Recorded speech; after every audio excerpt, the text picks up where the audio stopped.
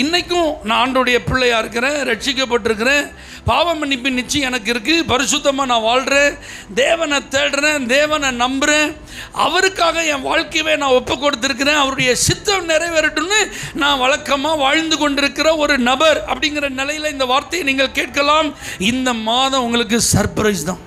ஆண்டவருடைய கண்களில் உங்களுக்கு கிருபை, மனிதர்கள் கண்களில் அல்ல, கர்த்தருடைய கண்களில்.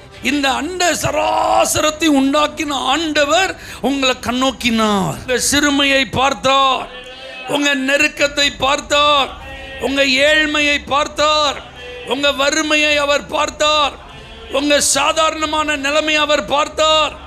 அதனால இப்போ உங்களை எப்படி மாற்றுறார்னா கிருபை பெற்றவர்களாய் மாற்றுகிறார். அப்போ நம்ம வாழ்க்கையில் கிருபை பெற்றவர்கள் என்கிற ஒரு அடையாளத்தை இந்த மாத கர்த்தர் நமக்கு தரப்போகிறார். நீங்களாம் சாதாரணமானவர்கள் அல்ல, தேவனிடத்தில் கிருபை பெற்றவர்கள்.